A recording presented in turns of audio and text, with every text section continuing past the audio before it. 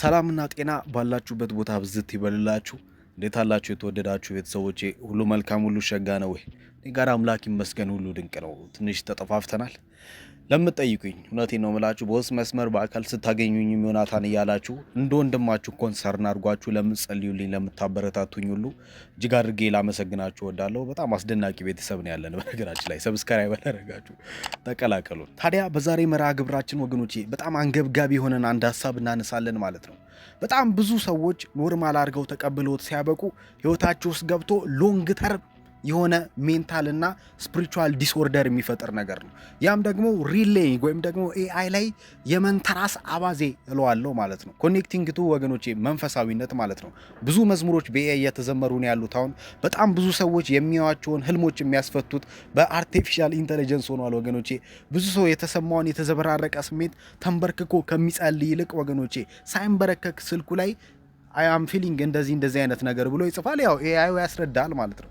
ስለዚህ ሰዎች እኔ ማለት ብለው ለራሳቸውንም የሚሰጡትን ማንነት ከአልጎሪዝምና አርቲፊሻል ኢንተለጀንስ ማይንድ የመነጨ የሆነ ይገኛል ማለት ነው። ታዲያ እንደዚህ አይነት ነገሮችን ዴይሊ የቀን ተቀን አክቲቪቲዎቻችን ላይ፣ ስራዎቻችን ላይ፣ ሀሳቦቻችን ላይ የሚሰማንን ስሜት ምናስተረጉማቸው የህልም አስፈቺዎቻችን ማድረጋችን ምንድን ነው የሚያመጣብን ጣጣ? አምላክስ ጋር የቱ ጋር ነው የሚያተላልፈን የሚለውን በጥቂቱ እንመለከታለን ማለት ነው። ምስጥ አያችሁ፣ በጣም ትልቅ የሚባል አይደለም። በምስጥ ደረጃ ይቅርና አንተ እንኳን ይሄን የሚያህል ጡንቻ ይዘህ ገፍተህ ማጠለውን ዛፍ አንድ ሆና ትገባለች፣ 2-3 ትሆንና ከሆኑ ጊዜያት በኋላ ያ እንደዛ የፈረጠመ ዛፍ ሲጋደም ታየዋለህ። ሰይጣንም ልክ እንደዚህ ነው የሚሰራው። አስተውሉ። የምስጥ ስትራቴጂን ይጠቀማል። 1-2 በሚባሉ ኖርማል ነገሮች የሆኑ ነገሮችን ያላምደንና በቀኑ መጨረሻ ትናንትና የገዘፈ ዛሬ ግን የኮሰመነ መንፈሳዊ ይዞታ ላይ ያስቀምጠናል። የጭንቅላትም ጭምር ማለት ነው። ታዲያ ወገኖቼ አደገኛነቱ እዚህ ጋር ነው የሚመጣው። በደንብ አስተውላችሁ ስሙኝ። በ2025 ይሄ እየተገባደደ ባለው የፈረንጆቹ ዓመት ማለት ነው ከ900 ሚሊዮን እስከ 1.5 ቢሊዮን ዩዘርስ አክቲቭ ዩዘርስ አለው ኤአይ ማለት ነው። በአንድ ቀን ነው የምላችሁ። ታዲያ አስቀድመን ምናልባት በጣም ወሳኝ የሚባለውን ጉዳት የቱ ጋር ነው እያደረሰብን ያለውን የሚለውን እንመልከት ማለት ነው። ያም ደግሞ ምንድነው በኤአይ የሚዘመሩ መዝሙሮች፣ የሚለቀቁ መዝሙሮች፣ የሚሰሩ መዝሙሮች ምን አይነት ጉዳት አላቸው? ከእግዚአብሔር ጋር እስከ ፈጣሪስ ጋር የቱ ጋር ነው የሚያስተላልፉን የሚለውን ምናልባት አንዳንድ ቅዱስ ቃላዊ የሆኑ እሳቤዎች ላይ ተመርኩዘን እንነጋገርባቸው። እንግዲህ ምናልባት ክርስቲያናዊ ቲም ሊኖረው ይችላል። ቀጥዬ የማወራቸው ነገሮች በደንብ አስተውላችሁ ስሙኝ።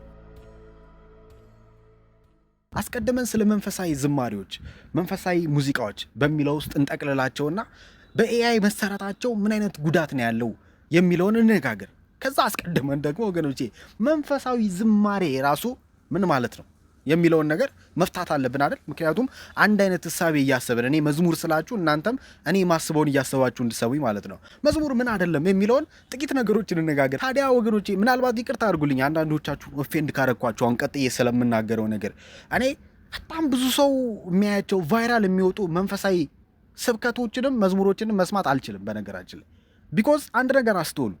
መከራከር እንችላለን ኮሜንት ጋር ከአንተ ጋር ግን በቅን ልቦና ስሙኝ። በጣም ብዙ ሰው የሆነን መዝሙር ወይም ደግሞ የሆነን መንፈሳዊ ነገር ይወደው ዘንድ መንፈሳዊ ተብሎ ዩቲዩብ ላይ ወይ ደግሞ የሆነ ቦታ ላይ የሚዘመር የሚሰበክ የሚለቀቅን ነገር በጣም ብዙ ሰው ይወደው ዘንድ በጣም ብዙ ሰው ሊገባው ይገባል። አስተውሉ።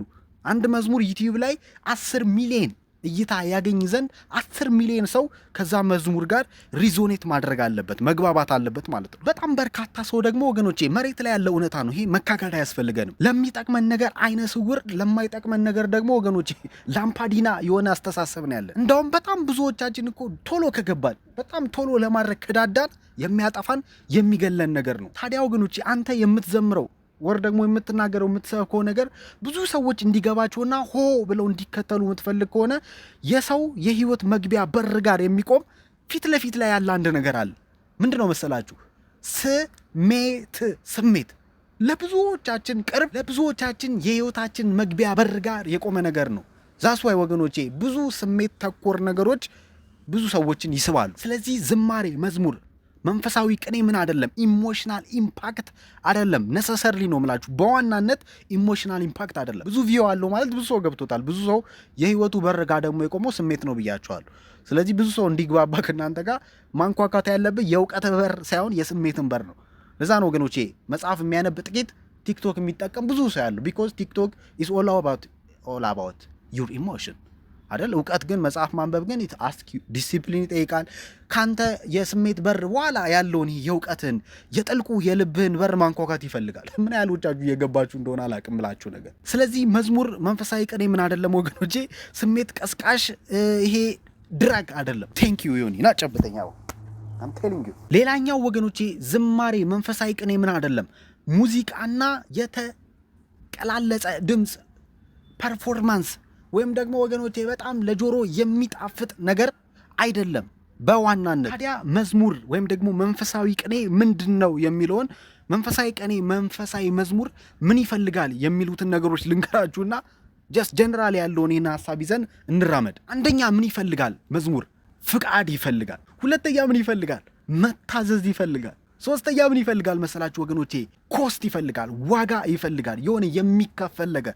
ለምን ሲባል መዝሙር ማለት ቅድም ያልኳቸውን ነገሮች እንዳልሆነ ሁሉ መዝሙር ማለት ወገኖቼ ከምታቀርበው ነገር በዘለለ አቅራቢው አንተ የምትሰዋበት ኢትስ ኤ ሳክሪፊኬሽን ፎር ደ ሎርድ ማለት ነው። ለዛ ነው ዘፈንንም እኮ ወገኖቼ በርካታ ጊዜ ተቃውሜ ሳወራ ዘፈን ከሚዘፈነው ከሚሞዛዘቀው ነገር በዘለለ የሆነ ነገር ለሆነ አካል ማቅረብ ነው።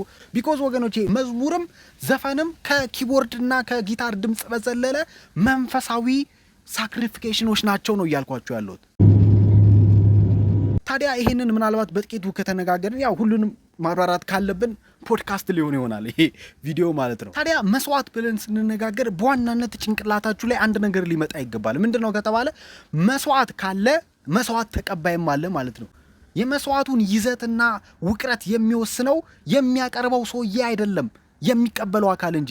ስለዚህ መስዋዕቱ ጣፋጭ ነው ስኬታማ ነው እንዲባል ያቀረበው ሰውዬ ምን ያህል ዋጋ ከፍሏል የሚለውን ሳይሆን ማየት ያለብን መስዋዕቱን የሚቀበለው አካል ምን አይነት መስዋዕት ነው የሚያስደስተው የሚፈልገው የሚለውን መጠየቅ ያለብን።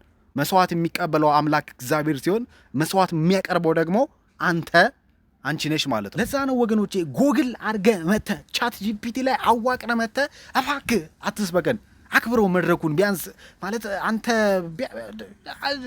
አክብረው ትንሽ እንኳን ማለት ነው። ሁለተኛው ነው የምላችሁ ዊ ዶንት ኒድ ኢንፎርሜሽን ወገኖቼ፣ መረጃ ሳይሆን መገለጥ ነው የምንፈልገው ነው እታች ያለን እኛ የምንሰማው ሰዎች።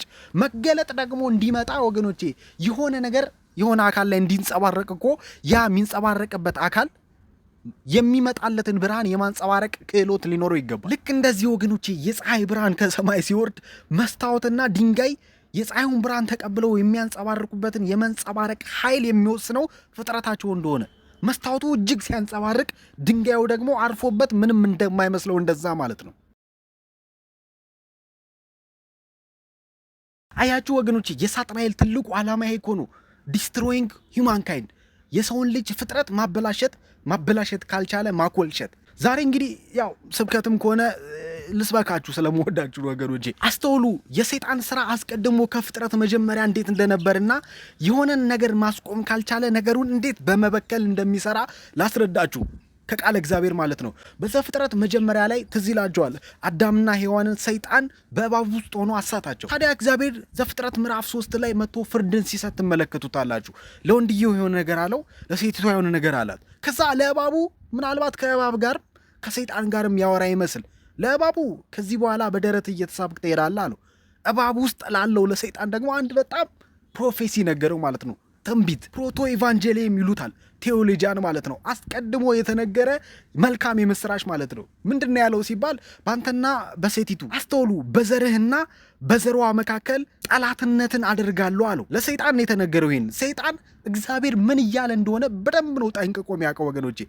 እግዚአብሔር የተናገረው ነገር ግን የሆነ ግራ የሚገባ ይመስላል አይደል? ባንተና በሴቲቱ አለው። ነሰሰርሊ እያወራ ያለው ስለ ሔዋንም ነው።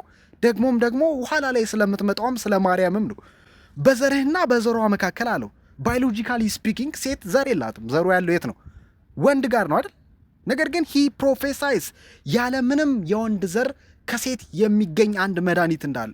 ታዲያ ይህንን ባወቀ ጊዜ ያም ሲመጣ ደግሞ አናትን ይቀጠቅጣል ስለተባለ ከዛች ቀን ጀምሮ ያንን ማቆም እንደማይችል ገባውና ያንን ዘር መበከል ጀመረ ማለት ነው። ከዛ ወገኖቼ ሰው ያልሆኑ ነገር ግን ሰው መካከል የሚኖሩ ሌሎች ፍጥረታት እስኪመጡ ድረስ ዘሩን እንዴት እንደበከለው ከዛም በኋላ ደግሞ አምላክ እግዚአብሔር ዘፍጥረት ምዕራፍ 6 ላይ የዓለምን ሕዝብ በሙሉ እንዴት አድርጎ እንዳጠፋና የተወሰኑ ሰዎችን ብቻ እንዳስቀረ ቃል እግዚአብሔርን የምታነቡ ሰዎች ታውቃላችሁ። አያችሁ፣ የሆነን ነገር ማስቆም ካልቻለ የሆነን ነገር አበላሽቶ አዲስ ነገር ይፈጥራል። አያችሁ፣ አርቲፊሻል ኢንተለጀንስም ልክ እንደዚሁ ነው ወገኖቼ።